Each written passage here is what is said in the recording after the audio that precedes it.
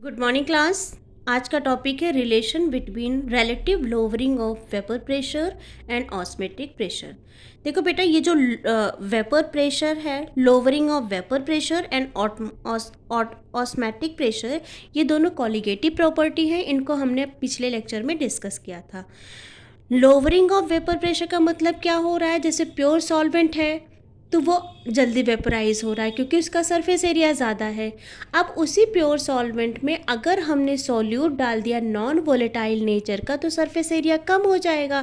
तो उसका तो वो जो वेपराइज हो रहा था, वेपराइज होने की टेंडेंसी भी कम हो जाएगी। तो उसी को बोलते हैं लोअरिंग वेपर प्रेशर।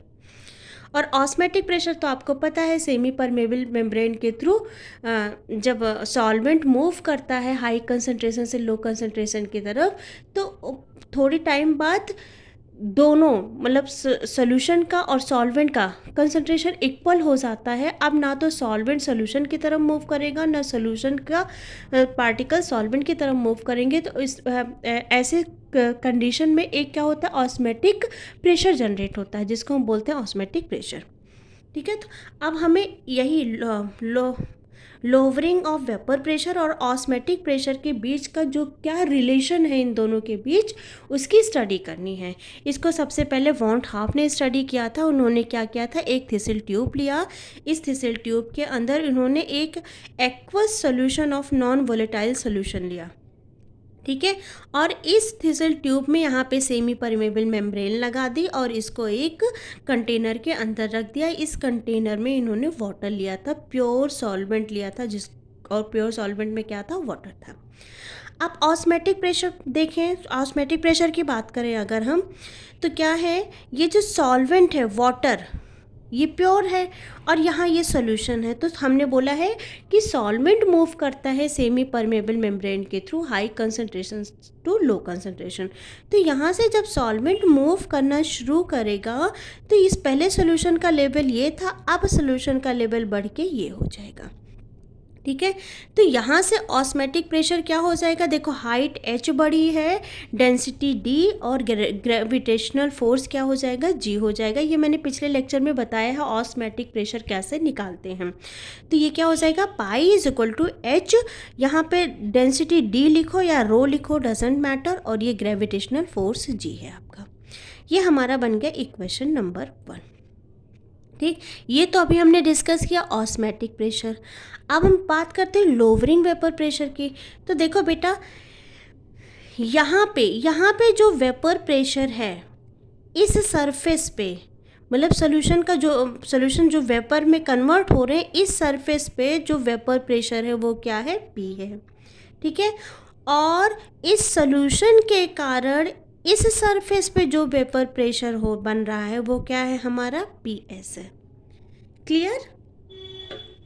तो प्योर सॉल्वेंट के कंपेयर में सॉल्यूशन में लगने वाले वेपर प्रेशर में जो डिक्रीमेंट है वो क्या हो जाएगा, हमारा P माइनस PS। ये मैंने पिछले लेक्चर में बताया हुआ है। ठीक है, कैसे डिक्रीमेंट आता है जब हम प्योर सॉल्वेंट में अगर हम कोई नॉन वोलेटाइल सॉल्यूट डाल दें या प्योर सॉल्वेंट के कंपेयर में जो सोल्यूशन का वेपर प्रेशर होता है उनमें कैसे डिक्रीमेंट आता है। सरफेस एरिया के यहाँ पे मैंने बताया था कि जो प्योर सॉल्वेंट होते हैं उनका, देखो मान लो कोई, जैसे हमने लिया है, देखो कंटेनर में हमने वाटर लिया, ठीक है, समझ लो इस चीज़ को। अब ये वेपराइज हो रहा है, तो ये पूरा आसानी से यहाँ पर वेपर बनेंगे। ठीक है, इसका सरफेस एरिया यहाँ तक पूरा फैला हुआ है। अब मान लो इसी में हमने नॉन वोलेटाइल सोल्यूट डाल दिया, तो सोल्यूट के भी पार्टिकल्स यहाँ होंगे। अब इस पूरे सरफेस एरिया पे हो सकता है 50% सोल्यूट के पार्टिकल हो और 50% सॉल्वेंट के पार्टिकल हो, तो केवल सॉल्वेंट के ही पार्टिकल्स क्या होंगे, वेपराइज होंगे। तो प्योर सॉल्वेंट में वेपर प्रेशर ज़्यादा होता है और जो सॉल्यूशन होता है हमारा, उसका वेपर प्रेशर क्या होता है, कम होता है। तो सॉल्यूशन में जो डिक्रीमेंट आता है वेपर प्रेशर में और प्योर सॉल्वेंट में इंक्रीमेंट आता है। तो जो डिक्रीमेंट आ रहा है उसी को हम बोलते हैं लोअरिंग ऑफ वेपर प्रेशर। तो हम यहाँ से यहाँ हमारा प्योर सॉल्वेंट था तो इसका वेपर प्रेशर P माना था, यहाँ पे हमारा सॉल्यूशन है तो इसका वेपर प्रेशर हमने PS माना है। तो प्योर सॉल्वेंट के कंपेयर में सॉल्यूशन में लगने वाले वेपर प्रेशर में जो डिक्रीमेंट आ रहा है वो क्या है हमारा P माइनस PS। मतलब इस टोटल में से हम इस वेपर प्रेशर को क्या कर ले, माइनस कर ले। और ये जो वेपर प्रेशर है, ठीक है, वो किसके इक्वल है, ये ऑस्मेटिक प्रेशर के इक्वल है। तो ऑस्मेटिक प्रेशर हमारा क्या निकल के आया था, H रो जी। तो हम यहाँ पे क्या लिख सकते हैं, H रो जी। ये हमारा बन गया इक्वेशन नंबर 2। ठीक है, अब हमको पता है मास, अगर if m mass of solution, अगर सोल्यूशन का क्या है, m मास है, तो क्या कर सकते हैं हम, तो लिख सकते हैं रो इज इक्वल टू क्या लिख सकते हैं, m अपॉन v, मास पर वॉल्यूम। ये हमारा डेंसिटी का क्या होता है, फॉर्मूला होता है। ठीक है, अब इस v की वैल्यू हम कहाँ से ला सकते हैं, इस v की वैल्यू हम ला सकते हैं आइडियल गैस से। ठीक है, आइडियल गैस क्या हो जाएगा, PV is equal to nRT, और यहाँ से हम v की वैल्यू निकाल लेंगे nRT अपॉन P। ओके बेटा, तो अब यही put the value of rho of vapour pressure from equation 3 into equation 2। ये हमारा है इक्वेशन 3, इसकी वैल्यू को हम यहाँ पे पुट कर दें। ठीक है, अब देखो क्या था, इक्वेशन 2 क्या था हमारा, P minus P S is equal to H rho G, और रो हमारा क्या निकल के आया था, डेंसिटी हमारी क्या निकल के आई थी, PM अपॉन RT। ठीक है, अब इस वैल्यू को, इस रो की वैल्यू को हम इसमें जब पुट करेंगे तो क्या निकल के आएगा, P minus P S is equal to H into PM upon RT into G। इस रो की जगह हमने क्या पुट कर दिया है, PM अपॉन RT। यहाँ से P minus P S is equal to क्या हो जाएगा, इसको अगर हम थोड़ा सा रीअरेंज करें तो क्या हो जाएगा, HMG upon RT into P। ठीक है, अब हमें पता ऑस्मेटिक प्रेशर क्या होता है, osmotic pressure is equal to HDG। यहाँ से Hg की वैल्यू हम निकाल लें तो क्या हो जाएगा, पाई upon D, osmotic pressure upon density. तो यहाँ पे इस H और G की जगह हम क्या रख सकते हैं, रो अपॉन D। तो हम यहाँ से क्या फॉर्मूला बन के आ जाएगा हमारा, ये P है, इसको हम इधर लिए जाएँ तो ये हो जाएगा P minus P S upon P is equal to HGMRT। अब HG की वैल्यू हमने यहाँ पे निकाली है पाई अपॉन D, तो हम यही वैल्यू पुट कर देंगे तो P minus P S upon P is equal to, इस HG की हमने लिख दिया पाई अपॉन D, और MRT एज इट इज़ पड़ा है।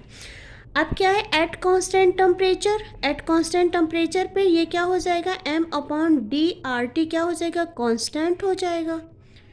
ओके, तो हम क्या लिख सकते हैं, P minus P S upon P is equal to pi into constant, लिख सकते हैं इसको।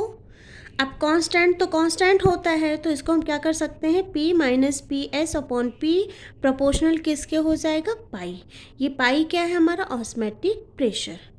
ठीक है, तो इसके अकॉर्डिंग ये हमारा फर्स्ट केस निकला, इसके according to want of the relative lowering of vapor pressure of a solution is directly proportional to the osmotic pressure। यहाँ से निकल के आए ना, जो relative vaporing प्रेशर है, relative lowering of vapor pressure, वो किसके डायरेक्टली प्रोपोर्शनल है, osmotic vapor pressure के। अब देखो, अगर P minus P S is equal to constant P into pi हम मान लें, ठीक है, इसको इक्वल लगा के कांस्टेंट P मान लें और इंटू पाई इसी को, तो यहाँ से हमारा सेकंड केस क्या बनता है, lowering of vapour pressure of solution is proportional to the osmotic pressure. मतलब जो लोअरिंग ऑफ वेपर प्रेशर है वो क्या है, वो प्रोपोर्शनल है किसके, ऑस्मेटिक प्रेशर के। क्लियर, तो मैंने 2 केस स्टडी किया। अब हम पढ़ते हैं deduction of Raoult's law. Raoult's law के क्या क्या डिडक्शन थे। अब देखो, if n mole of solute dissolve in n mole of solution, अगर n मोल सोल्यूट को n मोल सोल्यूशन में डिज़ोल्व किया जाता है and the volume of solution is VmL, और उस सोल्यूशन का जो वॉल्यूम है वो VmL है, तो according to van't Hoff equation किसको फॉलो करता है? आइडियल गैस इक्वेशन को। और आइडियल गैस इक्वेशन क्या होती है? PV is equal to nRT। यहाँ से हम देखो, यहाँ पे प्रेशर के टर्म में, गैस के प्रेशर के टर्म में लिखा जाता है आइडियल गैस में, लेकिन जब हम इसको वॉन्ट हाफ के टर्म में लिखेंगे तो यहाँ पे ये जो प्रेशर है वो किस में कन्वर्ट हो जाता था? ऑस्मेटिक प्रेशर में। ये मैंने बताया हुआ है आपको। तो यहाँ हम क्या लिख सकते हैं? Pi V is equal to nRT। यहाँ से हम ऑस्मेटिक प्रेशर की वैल्यू निकाल सकते हैं nRT अपॉन V। ये हमारा क्या बन गया? Equation number 1। ओके, अब देखो डेंसिटी क्या है? डेंसिटी T होती है। टोटल मास ऑफ सॉल्यूशन क्या दिया है? N दिया है सोल्यूट, और किस में डिज़ोल्व किया गया है? N सोल्यूट को किस में डिज़ोल्व किया गया है? N सॉल्यूशन में। तो हम लिख सकते हैं N इंटू M। वॉल्यूम क्या होता है हमारा? वॉल्यूम इज इक्वल टू क्या होता है? Mass upon density. तो V इज इक्वल टू क्या हो जाएगा? मास क्या है हमारा? N into M। इतना सॉल्वेंट, इतने सॉल्यूशन में इतना सॉल्यूट घोला गया है। ठीक है, तो हम किसको क्या लिख सकते हैं? Capital N M upon D। ये हमारा बन गया इक्वेशन नंबर 2, ये बन गया इक्वेशन नंबर 1। अब यहाँ पे ये V की वैल्यू हम कहाँ यहाँ निकाल लिए ना, इस V की वैल्यू को हम क्या कर दें? इसमें पुट कर दें। तो put the value of V from equation 2 into equation 1। तो इस V की जगह हम क्या लिख सकते हैं? NM। अब ये D नीचे है तो ये D ऊपर चला जाएगा, इंटू में हो जाएगा। अब हमको पता है, we know relation between lowering vapour pressure and osmotic vapour pressure हमको पता, अभी हमने निकाला था। तो क्या निकाला था? P minus PS upon P is equal to M upon RTD into pi osmotic pressure. ये हमने निकाला था, ये रिलेशन है। ठीक, ये हमारा क्या है? इक्वेशन नंबर 4 है। अब फ्रॉम इक्वेशन 3 एंड 4, ये हमारा इक्वेशन नंबर 3 है, ये हमारा इक्वेशन नंबर 4 है। तो देखो यहाँ पे पाई की वैल्यू ये है, और यहाँ पे इस पाई की वैल्यू, इस वैल्यू को हम यहाँ पे पुट कर दें तो हम क्या लिख सकते हैं? P minus PS upon P is equal to MRTD। ये तो यही हो गया। अब इस पाई की जगह हम ये वाली वैल्यू पुट कर देंगे NRT upon NM into D। T से T कैंसिल आउट, D से D कैंसिल आउट, R से R कैंसिल आउट, M से M कैंसिल आउट। तो क्या बचेगा? P minus PS upon P is equal to N upon N। यहाँ पे ये जो स्मॉल n है ये है number of mole of solute, और ये जो कैपिटल N है ये है आपका number of mole of solution. Clear? तो आज इस लेक्चर में हमने जाना क्या? रिलेशन किसके किसके बीच? लोअरिंग वेपर प्रेशर और ऑस्मेटिक प्रेशर के बीच क्या रिलेशन है, और उनके detection of Raoult's law. I hope आपको समझ में आया होगा। Thank you.